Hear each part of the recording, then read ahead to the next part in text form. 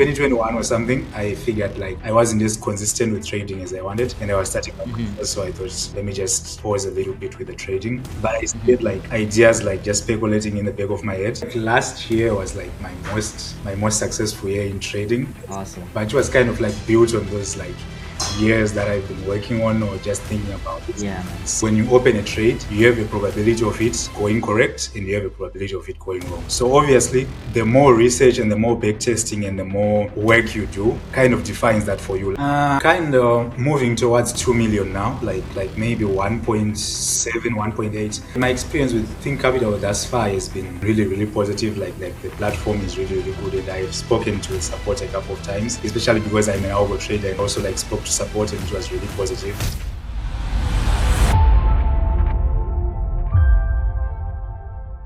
Welcome to Think Capital interview. I have a few questions. Firstly, starting regarding your trading journey. So my first question is, can you share your background in trading, how you got into trading, and then also how long you've been trading? So I got into trading in like 2016. It Mm-hmm. was actually like a pastor at my church, like back when I was still in my home country. A pastor at my church Mm-hmm. just introduced people and just it was just like I found this new thing that I found that's going to make Mm-hmm. everybody rich. And Yeah. you know the Yeah. So we all started. yeah, the Yeah. usual shtick. So he showed us that, and then I kind of just he just showed us like how MT5 works. And back in the day, like in 2016, everybody was still using like indicators. So he showed us things like Mhm. Bollinger Bands, RSI, and things like that. And he showed us. And then like I just installed MT5 on my laptop and had like $100,000 demo account, traded it for a little bit, made a Mhm. little bit of money in the demo, lost a little bit of money, but I wasn't quite getting it. So fast forward, I think like 2 years later, or maybe 1 year and a bit later, after I had come to Germany, I kind of started because I needed to make a little bit of extra money on the side as an undergrad. So I just started Mhm. trading again. Started with a demo and then opened a small account and then just started trading that. So it was kind of like up and down, like just like like one time you make a bit of money, one time you make a withdrawal, another time you blow the account. And I was Yeah. getting like a Yeah. little bit more consistent, like since like 2018, between like 2018 and let's say 2021, because I was still like trading during all that war, like when that big crash happened in 2020. I actually had shares that Mhm. I was holding when like the first messages of COVID, like the lockdowns, Yeah. and I had like a trade Yeah. that I Yeah. was holding, and they traded like no stop loss. Yeah. So like I literally woke up and it was gone.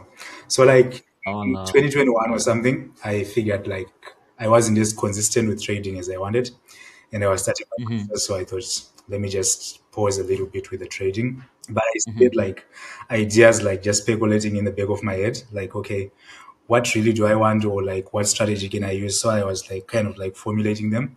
So I did my Mhm. masters from like 2021 to 2024 with the idea that like as soon as I finish my masters, I'll go back to trading. And that's exactly what I Mhm. did. The exact same day that I submitted my thesis, went back, started analyzing, and this time I came at it from like a different angle because I'm a data scientist. Like that's my day job. That's my full-time day job. So I Mhm. did it Mhm. from that direction and found a strategy that I thought was like good enough for the market that I had like tested because the kind of the advantage of using data is that like you can test over years or decades of data, and then I just did that. Mhm. The 1st of January 2025, that's when I started trading my first live account, and then in some time along the way, I just figured let me try some prop firms.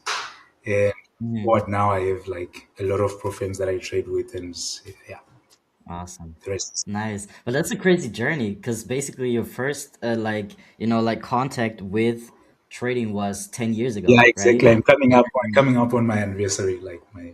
that's fucking crazy, bro. And now like in the last I'm guessing in the last 2 3 years you're seeing that crazy progress, Yeah, right? exactly. I think Yeah. like last year was like my most successful year in trading, Awesome. but it was kind of like built on those like years that I've been working on or just thinking about it. Yeah, man. It's kind of like Yeah, no, that's cool. And so since you've been, trading for a while, what would you say was like one of your biggest challenges when first starting out? Because you know there's like different type of traders where for some it takes a few months to get profitable, for others it takes a few years. For me it took 2 years, right? So what was like your biggest challenge and how did you overcome that one? Yeah, that's actually an interesting question. Because from the get go, I think like because the thing that I always say about trading is that I think like most people like trading is easy, but it's not simple. Oh no, the other way around. Trading is It's simple but it's not simple easy. but not Yeah. easy. Because at the end of the day, what you're trying really to do is to decide whether you want to buy or sell, how large your position is, and when you get out, you get in and get out. So really, that's Yeah. those are the only variables that you're trying to deal with. But there's a lot that comes behind that. The most difficult thing I think for most people is to kind of figure out like what does it really mean like exactly when you say like somebody's profitable. Because the thing about trading is that like I can just be lucky and I can open a trade right now with like 10 lots on gold or something, and then it hits, Mm-hmm. and then maybe it was just like the right time, the right move at the right time, and then it hits, and then I feel Mm-hmm. like I'm this huge profitable guy, because kind of like it's Mm-hmm. like if I look at my balance sheet, maybe I've made more than I've lost. So it's really really Mm-hmm. difficult to kind of define what that means for people. But I think for me, Mm-hmm. it was kind of like that thing where like because like when people talk about the psychology of trading, I think the psychology of trading is more like when you are dealing with things that you don't know. And I think how I worked at it and how I changed it is like I started looking at it like understanding that this is just a probability. Like you're dealing with Mm-hmm. probability. Like when you open a trade, you have a probability of it going correct and you have a probability of it going wrong. So obviously, the more research and the more back testing and the more like work you do, kind of defines that for you. Like for me, like I know like I have like a 40% like win rate. So that means that like in the Mm-hmm. long run, if I trade like for maybe 2 years, or maybe like I have a huge enough sample size, then my win rate is going to be at like 40%. So that I think Yeah. actually defines everything else, because what that means is that like when I enter into a trade, I know that actually I have a 60% chance of losing. So that alone Mm-hmm. stops me from opening a position that's too large, because I know that if I do that, then my risk of ruin is closer to one. You know, these things Yeah. like that. Yeah. That's Makes. the kind of mind shift that I think was the breakthrough that kind of put me on the right path and kind of Yeah. All right. So basically, you know, just like thinking in probabilities, but then also having a strategy and an edge, right? That you can like rinse and repeat. yeah, figuring out Because that for edge me, now yeah, exactly. that was not Yeah, and that's the problem. Yeah, yeah. Because if you don't have a strategy, you don't have an edge, yeah, then you don't know where to improve or what to add or what to remove. So precisely. a lot of people, that's what I tell, you know, beginner traders is to first, you know, journal all the trades and collect data on all the trades that you take, because only with data you will understand what works, Exactly. you will understand your edge, and that's how you can then refine it. Exactly. But if you take a trade and the next day you just ignore that that trade happened and you start from zero again and again, then you're Yeah, not making any progress, right? Yeah. precisely. So yeah, that's pretty cool. You know, regarding trading overall and also, you know, strategy, I'm guessing that over the years you've had, you know, different strategies that you tried out. Like you said at the beginning, you had a bunch of indicators. That's also how I started, right? My chart was super, super Yeah. full, looked like a Christmas tree, a lot of colors and stuff. So what is your strategy right now and how was, you know, the process of the strategy? How did it evolve? And yeah, like I said, what are you trading right now? Yeah, exactly. So since like 2016, I've kind of like seen like the evolution, like what I said, like at the beginning, like when we started in like 2016, 2017, everyone was just talking about like indicators, which indicators are the best, Yeah. moving averages, what RSI, MACD, whatever. And then like it's Yeah. when like 2018, 2019, everyone was like now price action. Everyone was preaching price action. And then you go a little bit Yeah. further, and then everyone is like now talking about like things like BTTM, beat the market maker. And then you move a little Hmm. further, and then now you have people talking about SMC. For now, when you look at the industry, like almost everyone you talk to, they talk some version of SMC, like oh, liquidity sweep this, liquidity sweep that. Yeah. Yeah. Now I just saw that like from like 2024, 2025, the new thing that like the in thing now is like everyone's talking about order flow and like higher level data and all of that. But for me, Yeah. like the way that I look at it is like this whole industry is built on the fact, or is built on the concept, on the premise that like the majority of traders lose. So Yeah. for a general rule, I just kind of try to avoid going where everyone's going. So if I see that like Mm-hmm. everyone is going in this direction, I kind of like figure that like, you know what, let me try to find my own way. So that's what I did. Like I Mm-hmm.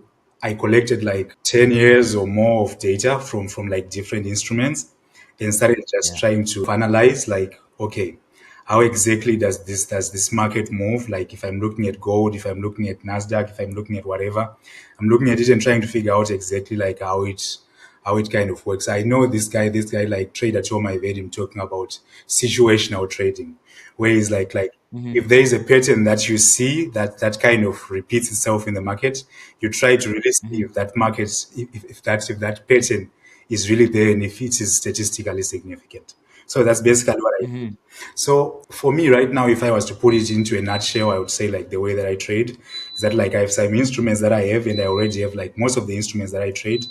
I want them to be instruments that I know like what causes them to move. Like, okay, if you're talking about Uh-huh. like maybe gold, it's a safe haven. So Mm-hmm. what needs to be happening like economically for that? And that just helps me to Mm-hmm. develop a bias in my head. Like, okay, maybe right now I've heard some news about like the big tech companies. So I know like how like NASA, the US Tech 100 is going to move or things like that. But actually, Mm-hmm. I then engineer my features like we in machine learning, we normally deal with like feature engineering. So by feature engineering, I'm basically trying to figure out like which aspects of the data contribute the most or statistically significantly contributes to the movement of that.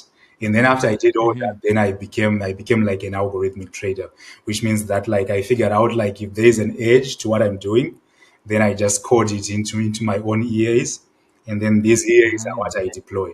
And that also allows me like to trade multiple accounts, because I think like thing that we are doing like right here like as traders, I think the really beautiful thing about like algorithm trading is that it allows you to be like your own hedge fund. Like you can manage Yeah. like millions in funded accounts, and you can just deploy them and you can just let them go.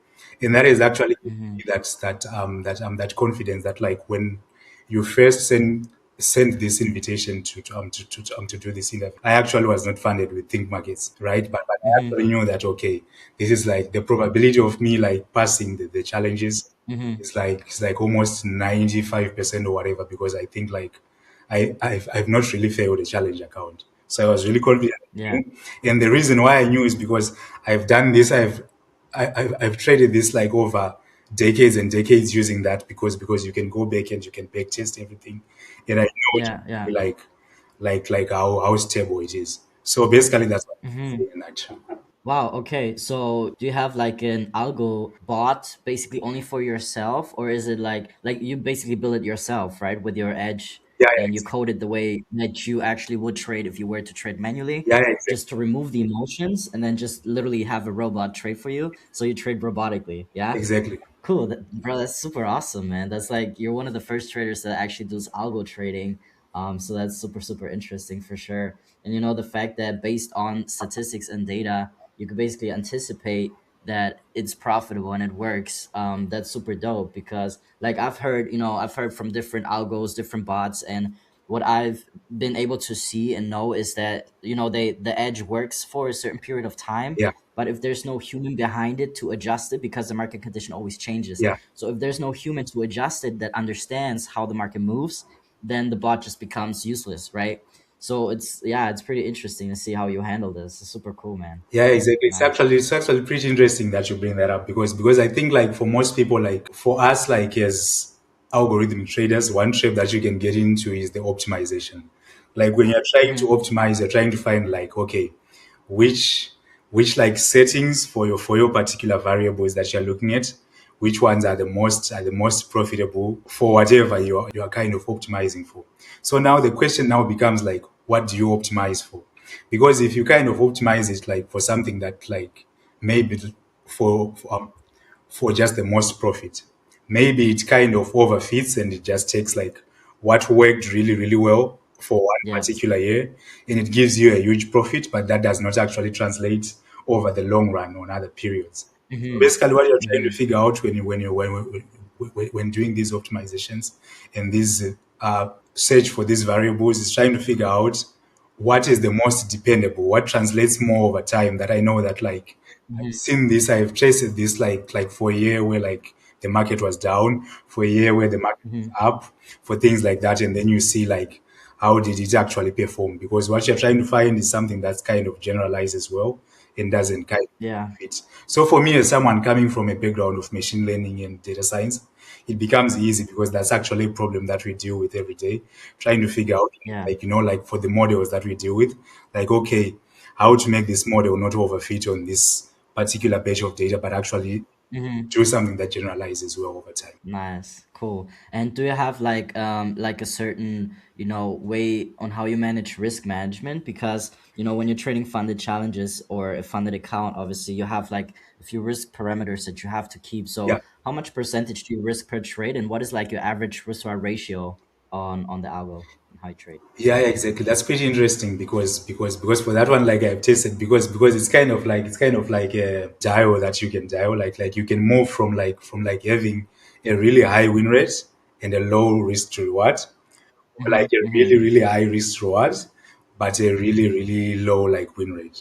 So for me, I found Yeah. that like for me, like what tends to work well for the instruments and the strategies that I'm currently using is somewhere around between like 35 and 45%.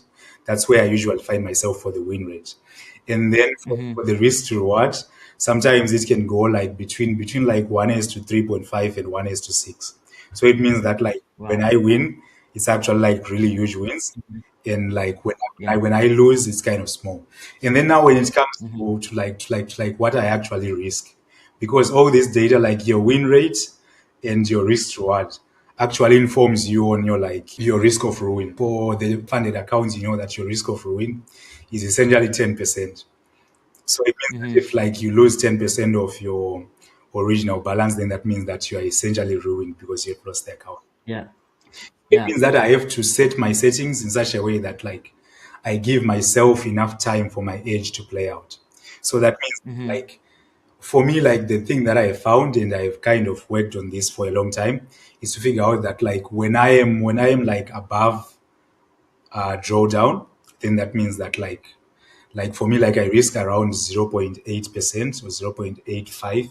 Mm-hmm. Mm-hmm. And then once I get a certain amount into drawdown, then I reduce that loss, that Mm-hmm. risk betrayed. And that actually allows my age to play out to kind of dig me out of the.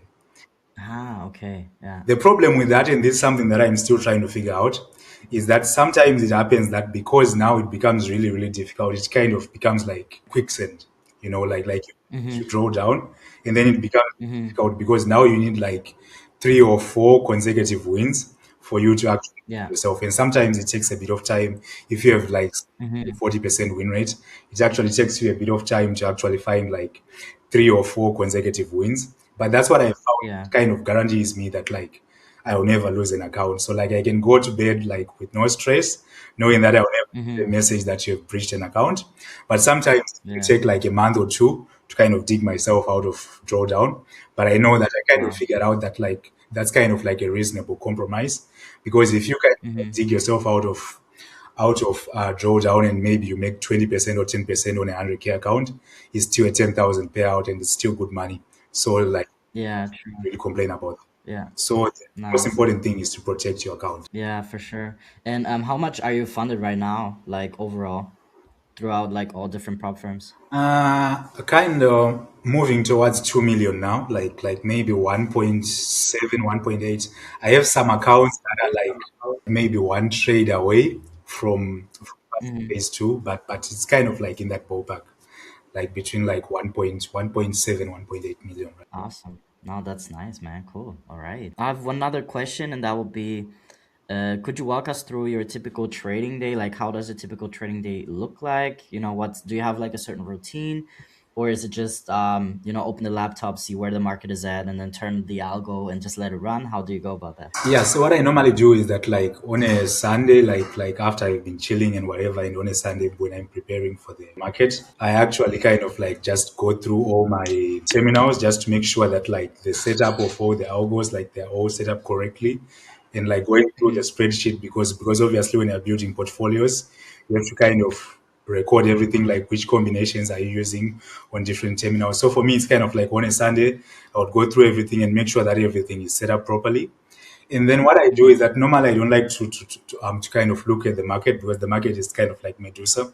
So I know that like once Mm-hmm. I've set up my algorithms, I've set them in such a way that like if there is something important that's happening, then they will send me an email. Like I've set it up. Mm-hmm. Like, so it means that like if I reach like my drawdown limit, like I've set obviously drawdown limits, like maybe 3.5% or whatever, or 2% or whatever, then they'll send me an email. Then like the Mm-hmm. times when I reach like an equity target that I've set up, like maybe 10% to pass an account, then they'll send me an email. And once I get that email, then that's when I know that I can go and look and I can go and close anything that needs to be closed, and I can just Mm-hmm. set up a new account, maybe the next phase or whatever that needs to be done.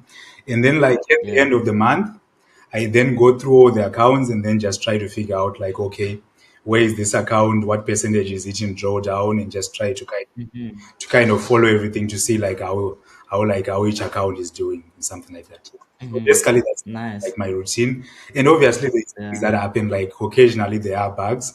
Like I see that something is not working quite correctly. Maybe for some brokers or for some terminals you might see that like the way that they deliver like the price data can kind of like maybe put my robots out of work, and they do something Mm-hmm. they expect, and then I try to do Mm-hmm. debugging. So maybe for those kind of days, then maybe I might go like really deep into the night trying to fix this bug. Uh-huh. But if there is no bugs Yeah. and everything is just functioning correctly, then it's kind of smooth sailing, and I'm just chilling and Nice. just waiting. Cool. And I have another question regarding that. Like, do you only use the bot, or do you also like have shared it with other people and stuff like that? These are my own personal bots because since like most of the accounts that I trade are like funded accounts, and like for pro firms it's actually a really touch subject. Like they really do not like Mm-hmm. it when you use when you do like group trading.